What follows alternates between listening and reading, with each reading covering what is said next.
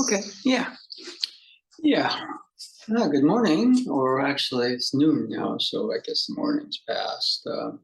Our first online class of the new year, 2024.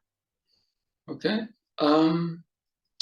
Let's see. Oh, by the way, Cliff, you actually posted something about a story that you wrote that was kind of singled out. You want to give us a little bit more detail on it? Oh, Yeah, sure. just yeah, just It's on a very long list. So there's the Oscars for science fiction, written science fiction, are the nebulas that the SIFWA, the Science Fiction and Fantasy Writers Association, votes on. And every year, there's a ballot and whatever, and the nominations, we're in nominating season. So people are nominating works for the ballot. And so to help people find works, there's a curated list of works in each category that are like the recommended reading list. So I made that, which means my story among the short story category was like the top like 450 short stories of 2023. And from that 450, it'll get culled down to about 5 for the finalists. So I've got like a 1% chance, but okay. it beats a 0% chance. So, Yeah, it's nice. yeah, that Not is every good. story makes that list. Yeah, if you would send maybe me a link to the or something, I could. I think you put that in your post on Facebook, so I'd like to look at it. It's Sure, something sure. about it's battle suit or something. Yeah, Battlesuit. I sold 2 stories last year. Oh, One of them was a space western yeah, that didn't make the novelette list, and one of them was Battlesuit, which is a very short story. I could just print out a copy for you, yeah. I mean, it's only like 6 pages. So, It's battle suit sounds a little bit like Iron Man. Is it something about that? well, it's kind of the dark side. Oh, Yeah, you can read it. okay, okay, It's a story. It's a fun story. okay. Let's see. Anyway, we'll just start out. Um, this is called The Wheel of Time, and it's quotations from the books of Carlos Castaneda. And I think it was it winter? Yeah, it was winter of 1970, which was my last academic year at UC Santa Cruz. And my first Aikido teacher, Robert Frazier, was a psychology associate professor at Merrill College, UC Santa Cruz. And he taught a course called The Psychology of Far Eastern Religion. And I'd done a quarter of Aikido and I signed up for the class. And there was a huge cafeteria room at Cowell College. And that was where the course was held, and it was full. And he had quite a reading list. Other books on that reading list, I'm going to highlight some things here. Autobiography of a Yogi by Paramahansa Yogananda. There's a book called The Master Game by Robert S. Durop. I think it was very much a Gurdjieff influenced book. And there was another book called The Teachings of Don Juan, A Yaqui Way of Knowledge.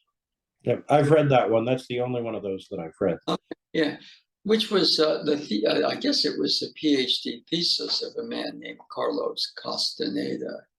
And it introduced the character of Don Juan, who was kind of a Yaqui, Native American sorcerer, magician, shaman. And it was very popular, in the 60s, early 70s, because it had to do with altered states of consciousness around drug use. And I believe it was published. I mean, it was, first of all, it was his thesis for his PhD at UCLA in anthropology. And that it also was published by the University of California Press. But it was so popular. I mean, a publisher picked it up, and there was Yeah, I have the mass market paperback, right? yeah, yeah. It's got that. It was big then, and Yeah. I remember. I think Esquire magazine published something about the 25 most influential people on campus. And I remember reading that because two of the most influential people, it might have been more than 25, were comic book characters. One was the Incredible Hulk, and the other was Spider-Man. Marvel was really big, in the college community. Comic books were just for kids, right? But I was in Marvel was more complicated back then. Yeah, I read comics, but Carlos Castaneda was listed in there. And what happened is I read that book, and it was kind of striking. It was really about how he turned into a crow and things like that. It was fascinating, and he talked about the different types of hallucinogens that the Native Americans used. The shaman wasn't just for recreational use, but then I think I was in grad school, and nobody expected anything more. And then I was, ironically enough, I was at UC Davis, and I was going to the corner pharmacy just a block off campus where they sold comic books. So I was going to go buy some comics. And there was an Esquire magazine article, and it was an excerpt from another Casteneda Don Juan book, A Separate Reality. And that was a break, because right about there, he was transitioning from kind of like the use of hallucinogens and drugs into, just basically other types of training. And later on, sort of he became an apprentice to Don Juan. And Don Juan said, "Oh, you were just so rigid that I had to use the hallucinogens with you. You don't need them." And so the later books go into altered states of being, finer states of being, whatever it is, without the drug use. And I just remember, I was in graduate school, and it might have been, I'm trying to think whether it was 70. Well, it would have been 71 or 72.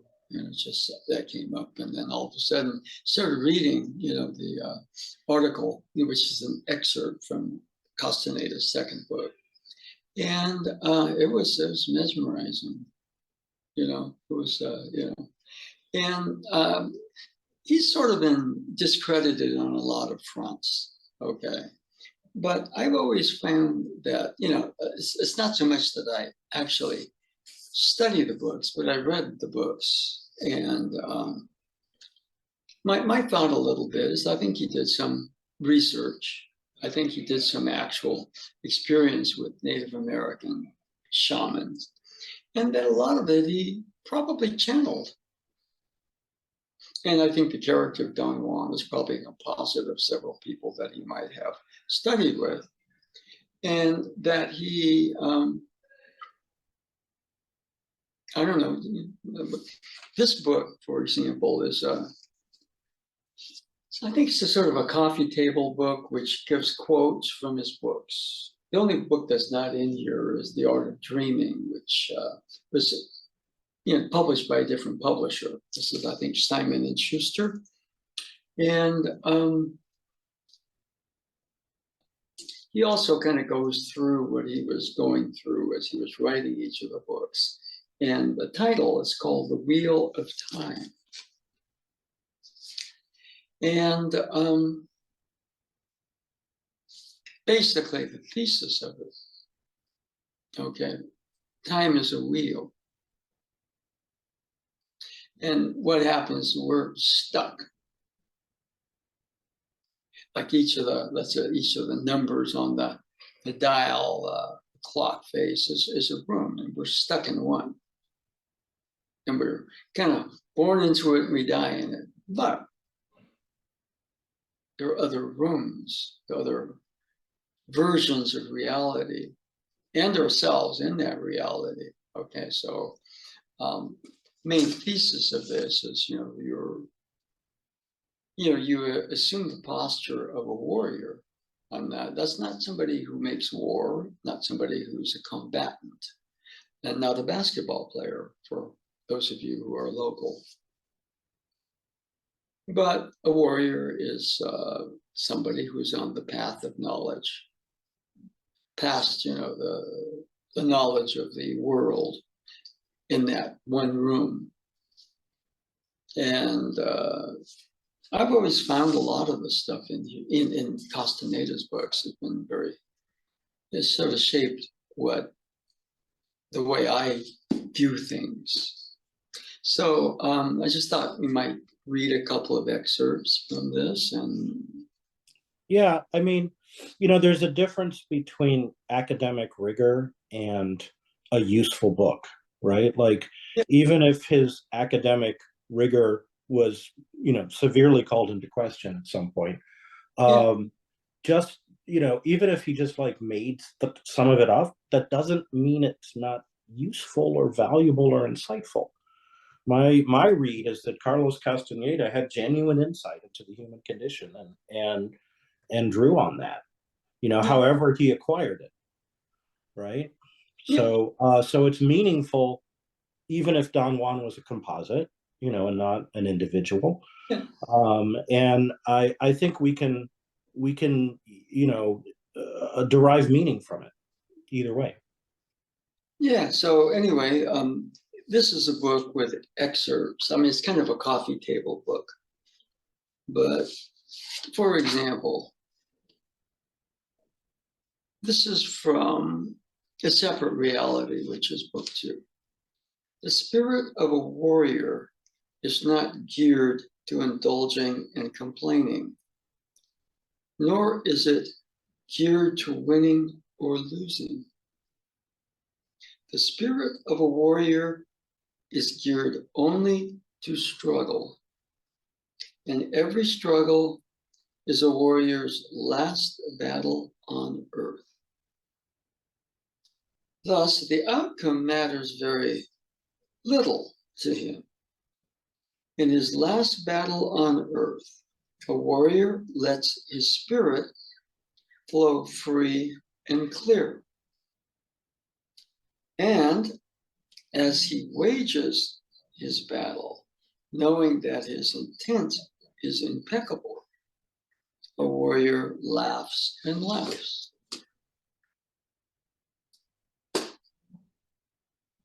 So in a lot of ways, I mean, if you're one of the main theses of it is that we have, okay, there's another one here. Let's see if I can, did I find it or did I lose it? Yeah, okay. Let me see, I thought I marked it, but I didn't. Yeah.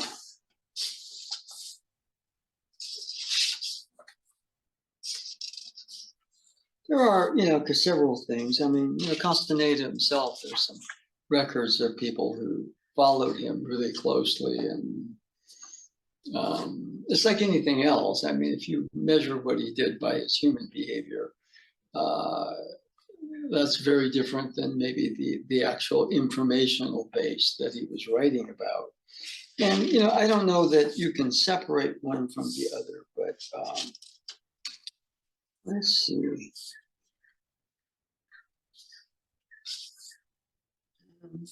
Well, anyway, let's go here, since we are moving along. This is Fire from Within. There's a whole bunch of good books. I think he wrote a couple of books after Don Juan supposedly kind of went back into the void, or whatever you want to call it. And then they weren't very good. And then right about I think the fire from within, he kind of supposedly, Don Juan was talking about the left side and the right side awarenesses, and that it was a whole series of teachings that he got on the left side. All those teachings that he'd written about were on the right side, and all of a sudden, Don Juan had sort of inserted within the teachings a whole left side to it. And the fire from within was a real good one. Let me see if I can. The power of silence, I think, is where the quote is. Yeah, this is. In fact, this actually was the main topic of a PBS special that Dr. Wayne Dyer did called The Power of Intent. In the universe, there is an immeasurable, indescribable force which shamans call intent.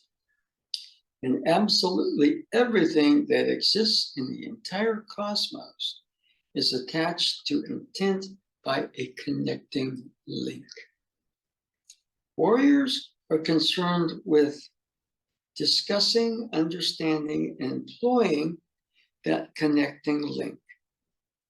They are especially concerned with cleaning it of the numbing effects brought about by the ordinary concerns of their everyday lives.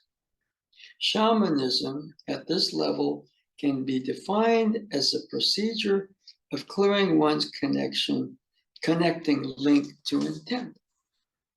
Okay, so that was the subject of a whole PBS.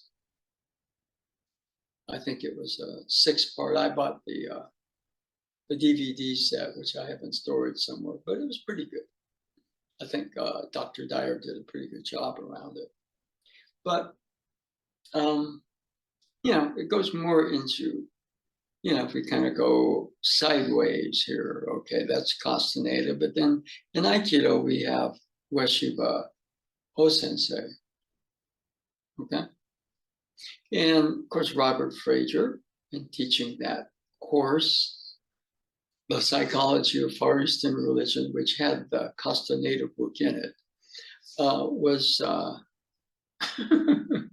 well, he was my Aikido teacher. And so there was pretty strong influence about, the Aikido is not just something you do to get exercise or learn self-defense moves. It was something else, right? And the main selling point was Ueshiba, the founder, who kind of seemed to be able to do things that defied normal reality. And so, kind of from that, then you have the whole sense there's a connecting link. Everything is connected to this power of intention. Everything in the universe, therefore, is connected to it.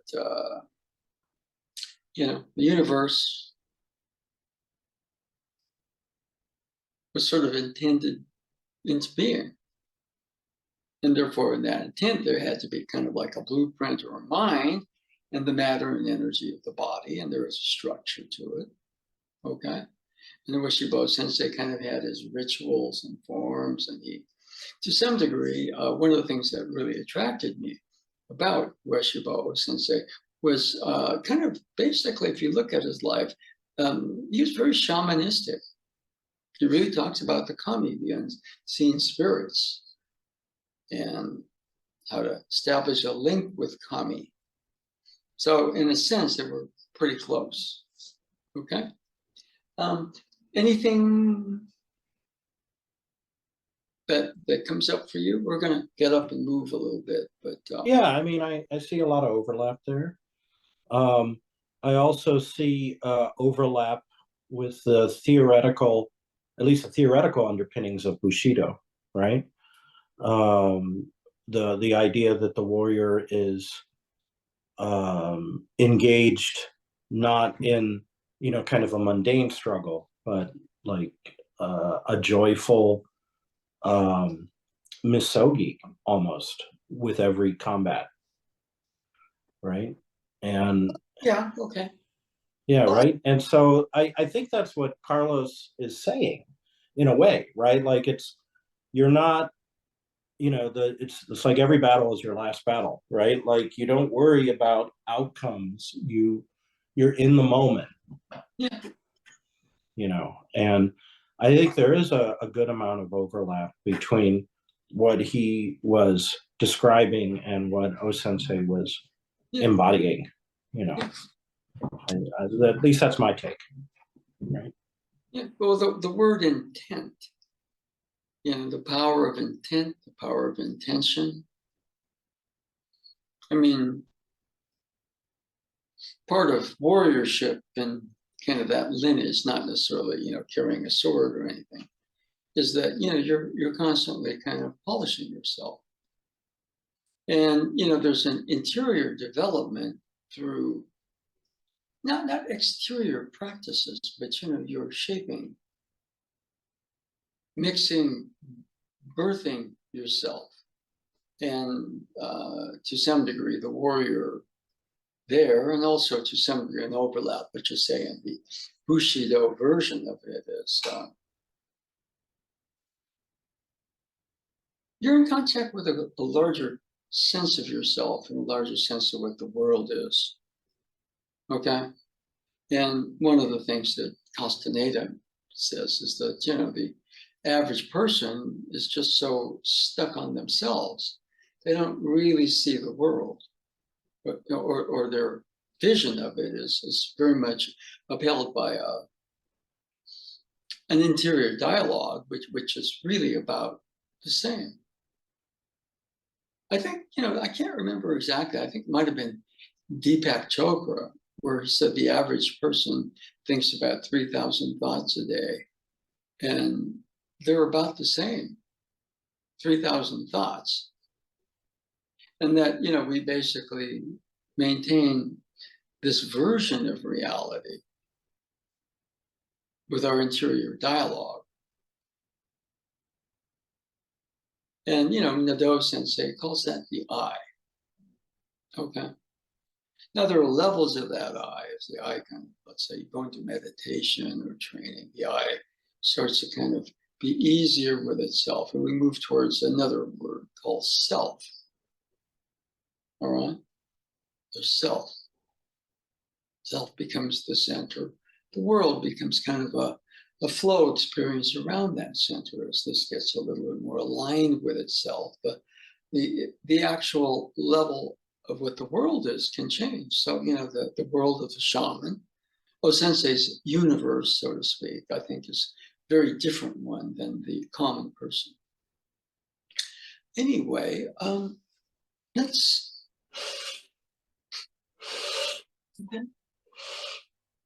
Okay, so one of the things that I think we covered it towards the end of last year.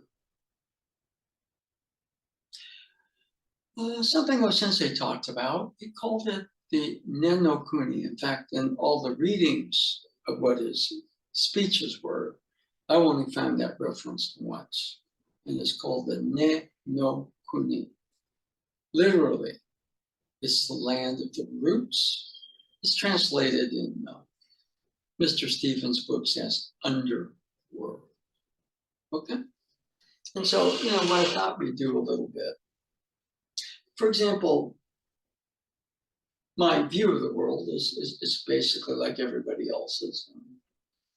I bounce off of the world, and I keep bouncing off of it, and I keep thinking the same thoughts. And so it's just the same level of me, okay? So one of the things about, just in terms of what we, to some degree, you got to play around with it, because other than that, you go, okay, I know all this, and, and you get caught up in the world spin on Aikido, but one of them, the underworld. So settling a little bit. And after a while, see, up here, this is my idea realm. But it's, now I can kind of have some feelings about what's going on, but that's called emotions, all right. And if you go basic Star Trek, Mr. Spock, he's not so much into negating feelings. Although, if you're a Vulcan, you're into logic. But logic doesn't necessarily negate feelings. What he tends to kind of, not negate, but, he kind of puts down is emotion. So, I have a feeling about something out there, then I start to think about it, and all of a sudden I'm creating an emotional structure, which takes all my energy. And so the land of the roots situated kind of under a bit. And for us, it's just being calmer, settling, being easy. I kind of feel the floor a bit more. If I'm sitting like this, then all of a sudden, straighten up, which means all of a sudden I'm more conscious of having a center. As I deepen, as everything tends to be up here and out there, depth. My breathing starts to kind of deepen also. And all those thoughts that are running around and have a life of their own, they're going on, but I'm just kind of settled a bit under them. Now that underworld, or that land of the roots is the literal translation. It's kind of like a birthing area. For example, let's just say, I'm going to stand up, okay? But the idea to stand up, no, I'm going to stand up to do that, okay? I may have feelings about it. I don't want to go to the refrigerator and clean that mess up.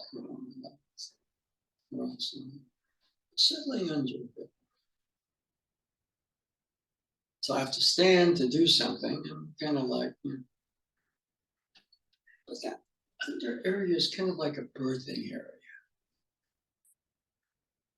And a game we play sometimes is that there are energies that you start to activate there that mix up a character. Like here, for example, I want to stand or I don't want to stand, so we'll pass it.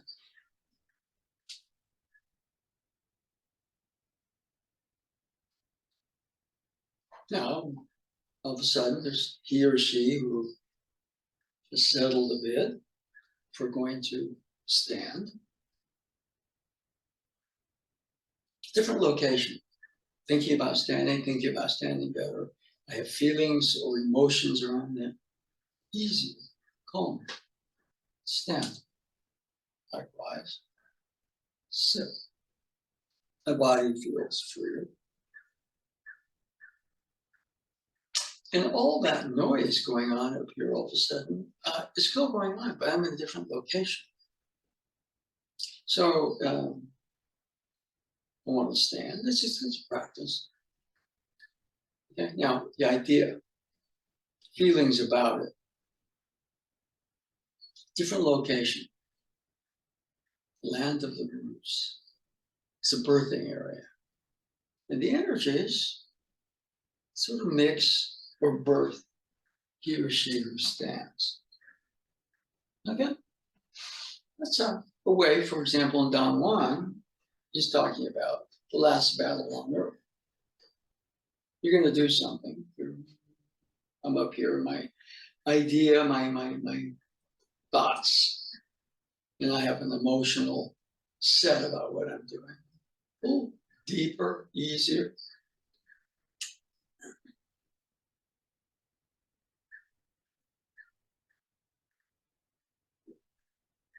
So the actual sense of it, what's a mix? Can't mix here or here. Or we use the term birth. Occasionally I get an idea and there's something that there's some real juice attached to it. But most of the time if I do that, I go around and around.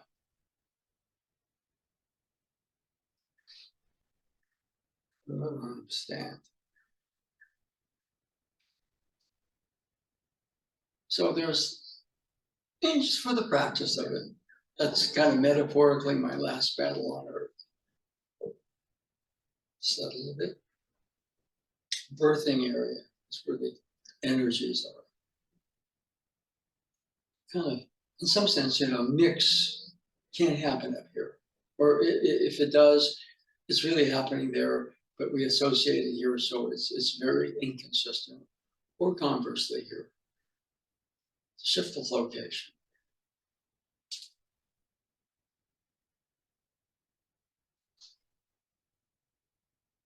Okay. Any thoughts about that? It's a basic game. Yeah, I mean, I can feel the holistic sense of it, right? Yeah. When I'm grounded. See, most of the interior dialogue does us no good. It just keeps us stuck. I mean, you're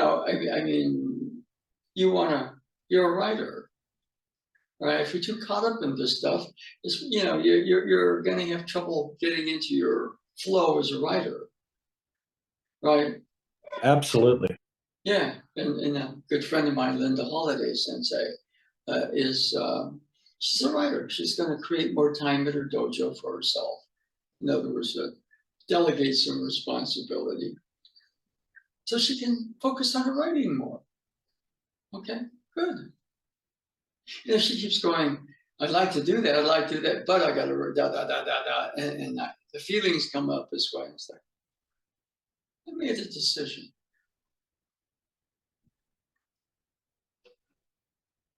I'm going to turn some of the running of the dojo over to people. And she did. As of today, I think she sent out a notice. So it's okay, I'm talking about it. So, and we're going to go into some things we do, but a lot of the Aikido moves are complex. Okay. So, just practicing, for example.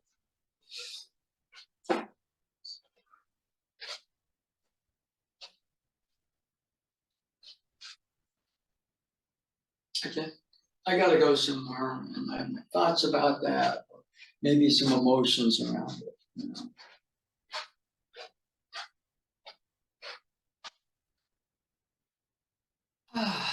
And again, the mix starts in a different location. We may have it start as an idea, may have some feelings, emotions about it, but we're in the mix.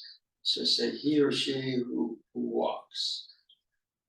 It's a deeper location, a kind of a womb space. The energy's there. That's where the mix happens. It doesn't happen up here or here. Walking. The mix, a walker.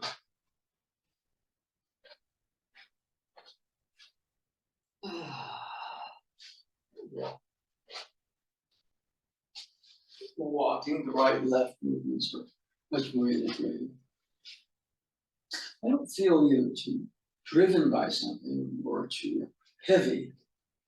I don't really want to do it. I don't have the energy for it. Easy, the mix.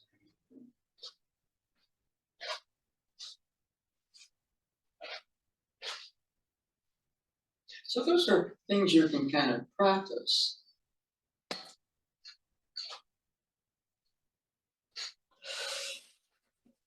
Sometimes, when I play music, you go, you mix. You mix a trumpeter.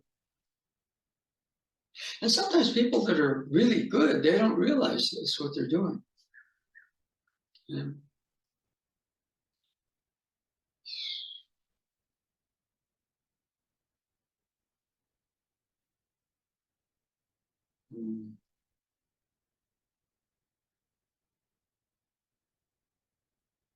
There's a great Zen story about the tea master who offended a samurai, and the samurai challenged him to a duel to the death. And the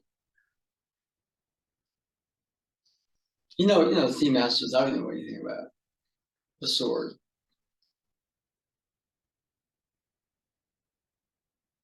And he goes to a sword master. and says, you can't teach me enough to beat this guy. I'm going to die. I know it. But maybe you can show me how to die. And then the sword master says, well, okay, well, we can do our best. But he says, you, who are you? He says, oh, I do the Japanese tea ceremony. And because the sword master recognizes another master, right? The sword master, the tea master. And so he says, well, I'd like you to serve me some tea. And so the tea master says, okay, before I die, I get a chance to do this again. So he serves the sword master, teacher, tea. And then but the sword master says, okay, I haven't got time to teach anything.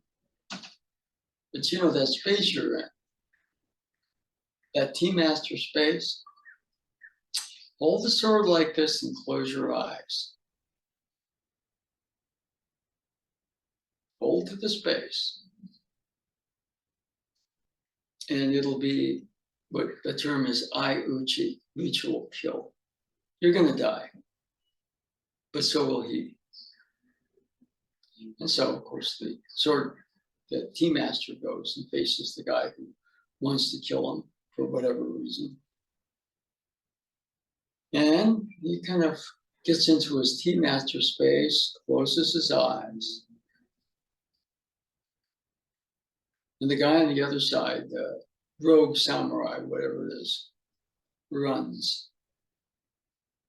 Because as a sword master, the tea master says it'll be I-Uchi. Don't worry about technique or anything. Close and just like you're going to serve him tea. And that's the space.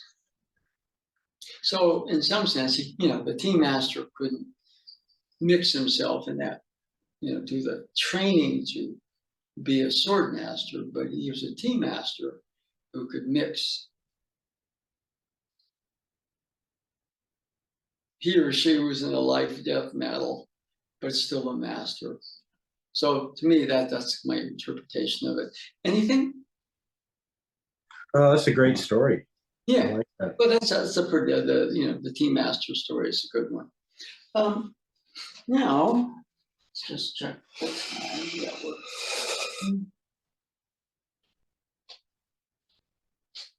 okay. Now, let's just say that we're going to do a little bit here now. One of the problems, there's a lot of things like the proper grip, right? Power's in the left hand.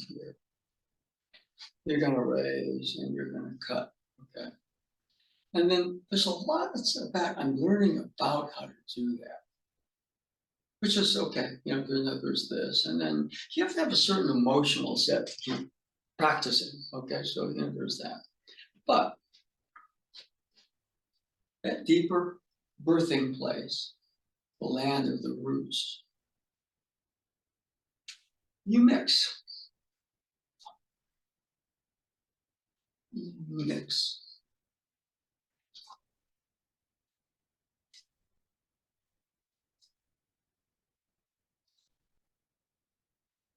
Okay, now there's learning about, okay, which is, and then there's a certain sort of emotional base, whatever reason.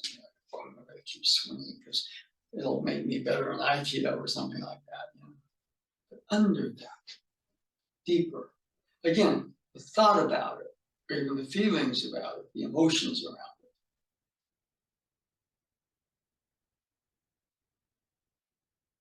The mix happens deeper.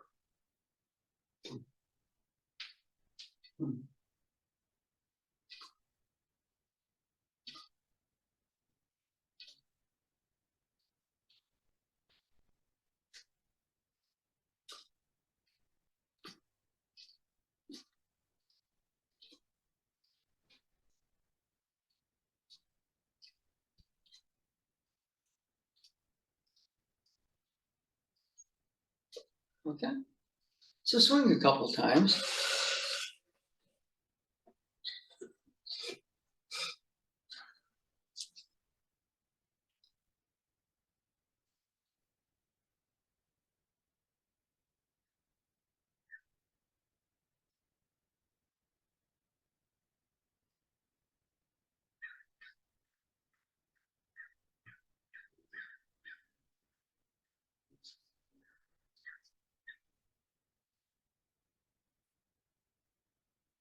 Anything you notice?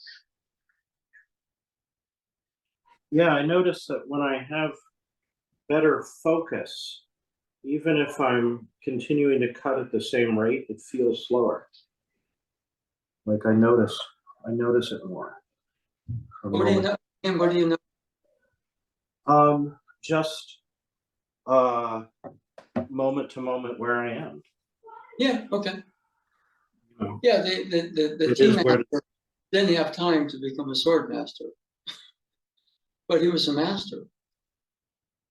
And to some degree, what that meant is he knew a tea ceremony, but he birthed himself. He knew how to birth himself to be the tea master. So the sword master he consulted says, okay, you understand that space.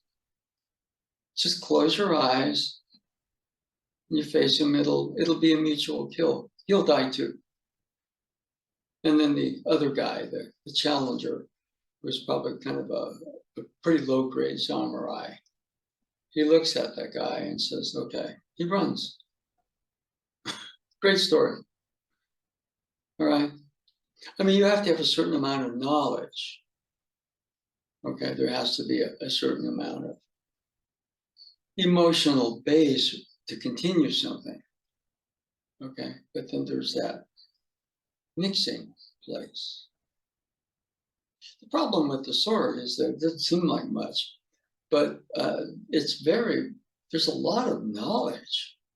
But there's something that as you're mixing, you acquire the knowledge and you don't over.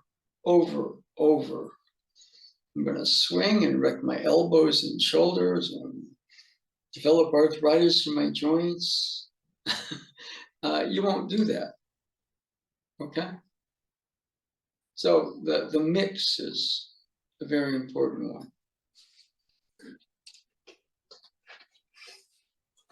Yeah. In those instances, what you're doing is you're creating a character.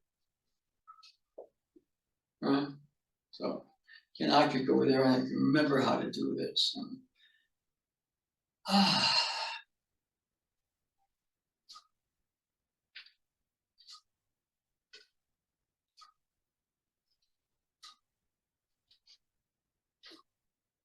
So when I'm in that mix, the whole thing is vibration. Not out there, but there's something in here. It's almost like the sword is like a tuning fork. And so you go gong here, and the sword goes boom, like that. It's just a, you know. So those are things there's realizations, and then there's you go back and you remix and you remix and you remix. Because you can get caught up in your realization knowledge. You go, oh yeah, I got it. Good. But then people forget the mix and they go on old knowledge and it gets stale at some point. Yeah. So,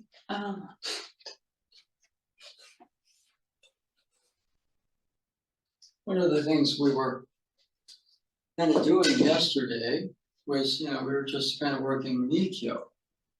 And you get somebody here and they get into like something like, right?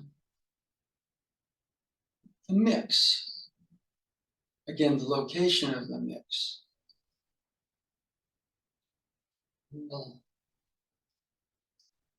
so you don't necessarily, the location here creates to some degree a connection to your partner. And then there's the hip. And if you go up here, you're twisting the body, you're kind of creating the Nikyo or boom, boom, boom, boom. Okay?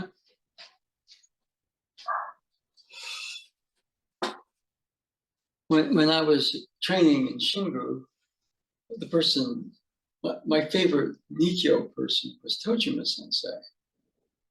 Okay. In 1974, I was on my second trip. And it was nice. Everybody was really happy to see me and everything like that. And Tojima Sensei was coming to class a lot. And so after class, I'd go up and say, Nikkyo no Tanren onegai shimasu. And that translates as Nikkyo, practice conditioning. In other words, I'm volunteering to be uke for Nikkyo. And so, we would do it seated.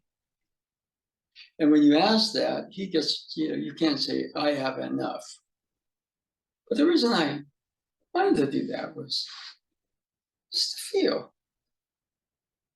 And one of the things after all these years is, and he wasn't doing that, like click, he's doing a mix, boom, boom, boom. And, he had done an earlier study of flamenco guitar, right? And I was tapping, right? And a couple of my friends, everybody thought it was ridiculous. Why in the world would you want to get nikkyo'd, But I wanted to feel it, right? And then he's done with his wrist, and go to the other wrist. And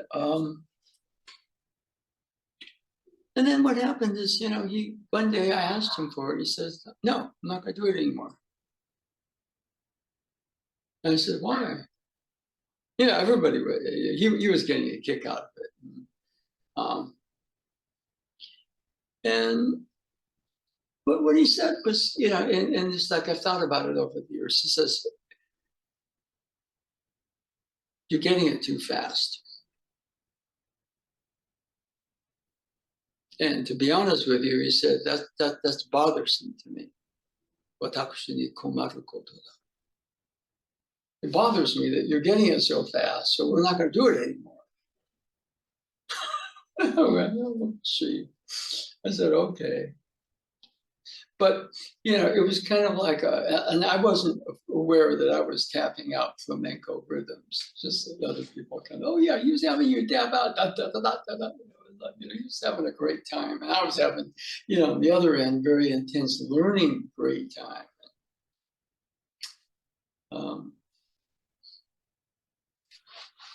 See, I'm going to settle, catch the under area.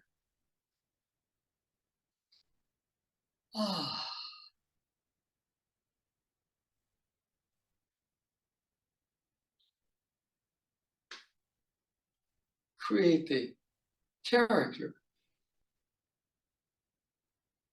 Boom. See, I'm trying to sort out the knowledge, and maybe I have a lot of emotional energy for this, See, the click doesn't start here, it starts under.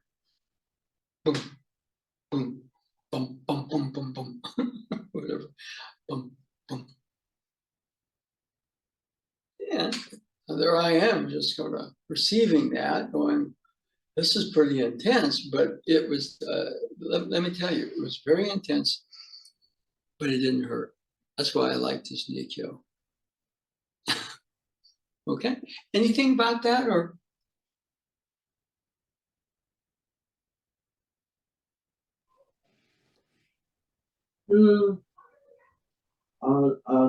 Not that I can articulate clearly at this time. Well, one of the things about the Aikido stuff, believe it or not, is that the movements can be very complex. If you go into it, it's that they tell you each movement is infinite. Okay, which means in some degree, you if you stay up here, it's where all your ki stays.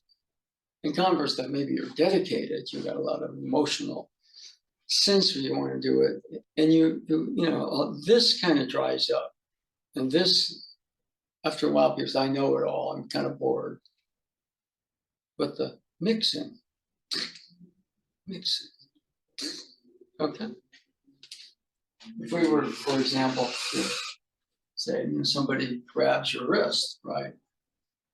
And I'm going to do the movement when I'm out there. I'm going to remember something and try to do it out there. And, maybe I got a lot of energy for it. Yeah, I've got a lot of, in terms of emotional energy. Click, boom, click. And that click is the mixing. But the mixing doesn't happen here or here. The boom happens from deeper, or from the land of the roots, the birthing place. Boom, boom, boom. So almost any movement, boom, I'm going to do the movement, all right? But I do it here, maybe I get to here. I go back and forth. Boom, boom. Or I'm going to swing the sword. Boom. So from a different location, okay? And switching into the Don Juan sense, although it's some of my reinterpretation of it. When you're operating that way with yourself around something, you're a warrior. You're kind of being impeccable. I can get lost here or here.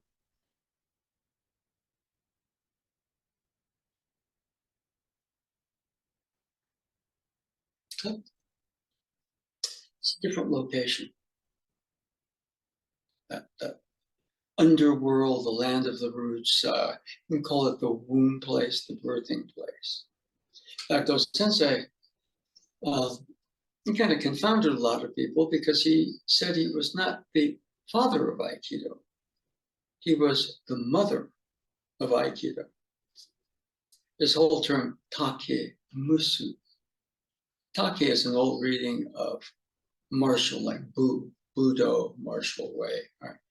Musu is an alternate reading of the verb to give birth. Martial, birthing, martial. And birthing is creating. You have a short story that's nominated for something. You birthed it. It came through you.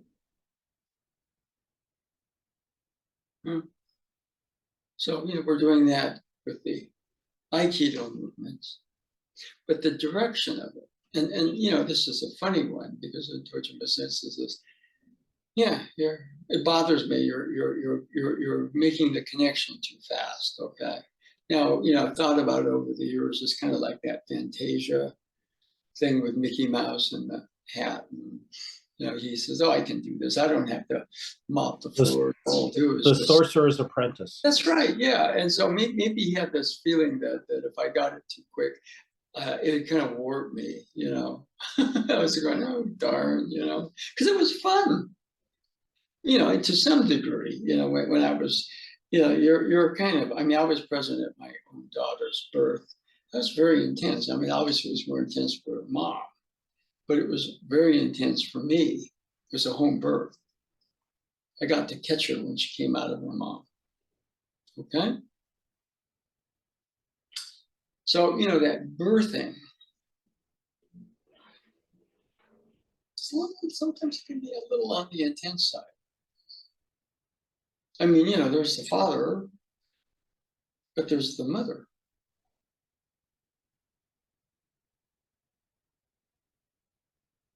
That's really doing virtually all the work, okay?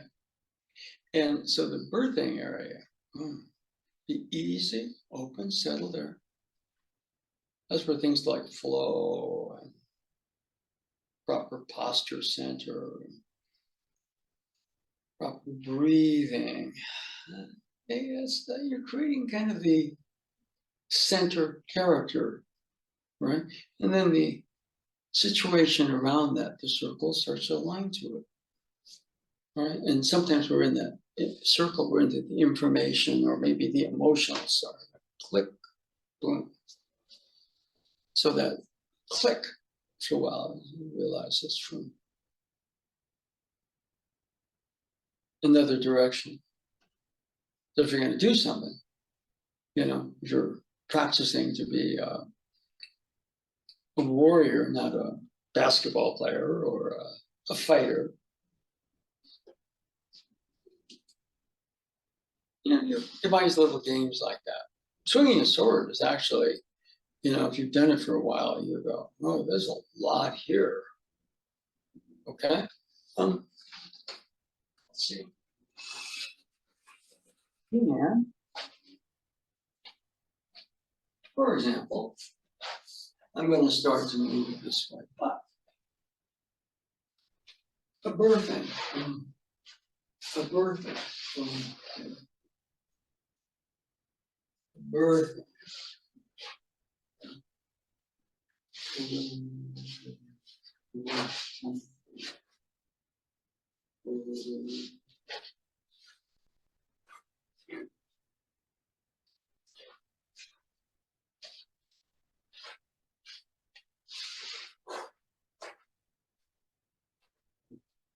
I'm going to do the movement. I'm going to learn more movements. I have enough emotional energy to practice a lot. It's a mix.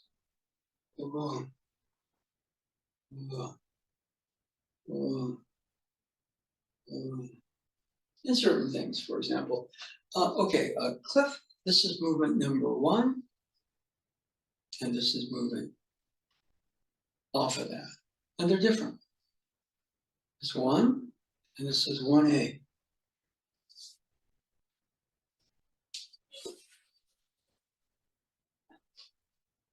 Can you spot the difference? It looked like your body was in a different place in the two. Okay, well, describe a different place.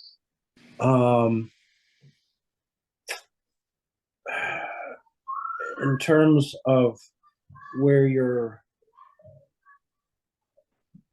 I think one was more of open and one was more closed. Yeah. Can you do it again, please? Can you demonstrate again, please? The first one? Mm-hmm. The second one? Oh, yeah. The second one, there's more of a movement toward the full moon and away from the new moon than the first one. Okay, now I'm going to mix the first one. The second one's a deeper mix. Yeah, the second one is more holistic. The first one is more with the arms, and the second one is more with the center. Now, try a mix. In other words, I know the movement. I'm learning the movement. I have some energy to do the movement here. Settle into the land of the roots. Let the energies kind of mix a bit. Boom. Let the mix, the birthing happen.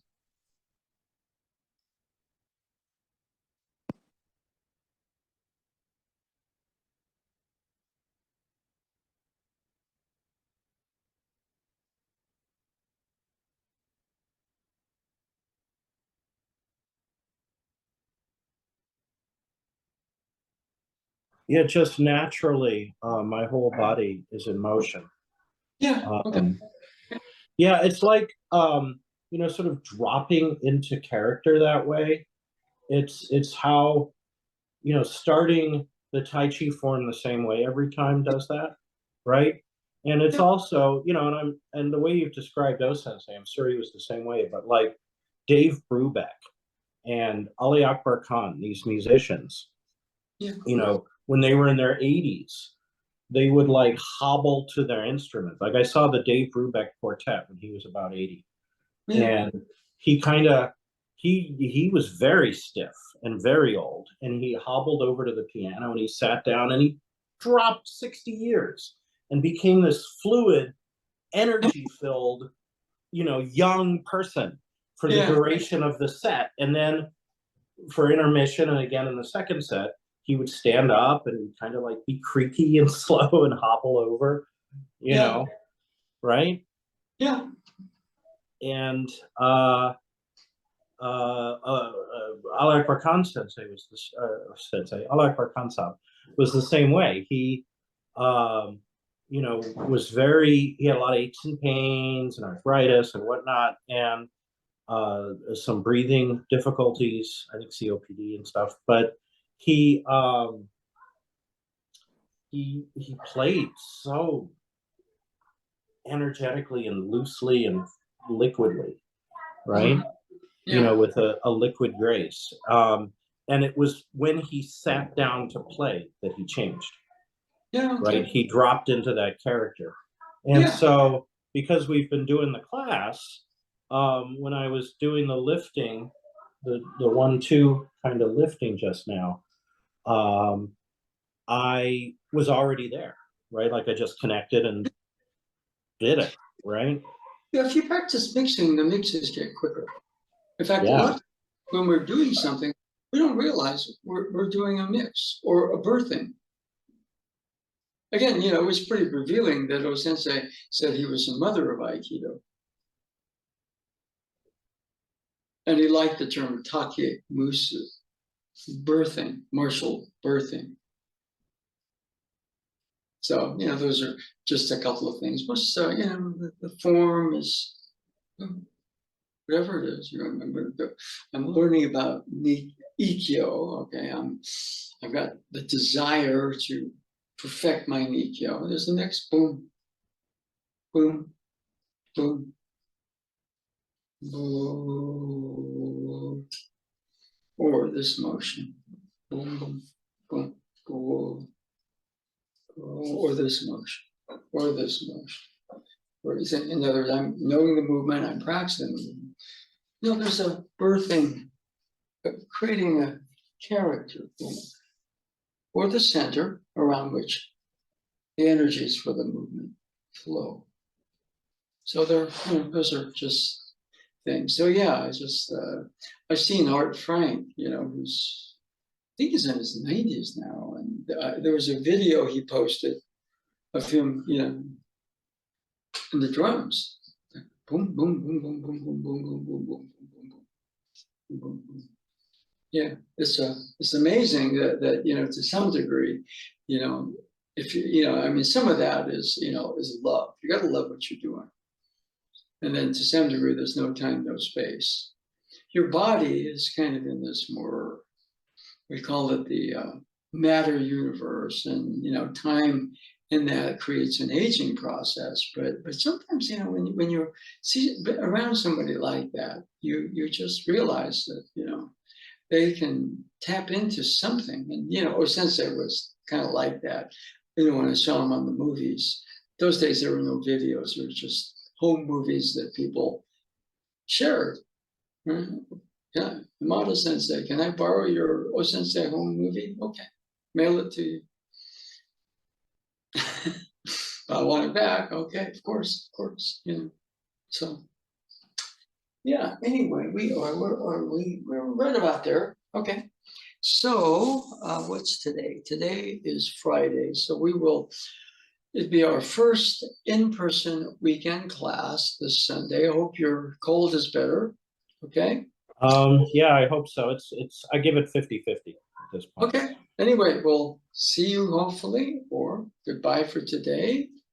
Let me take care of this. First of all, we go here, turn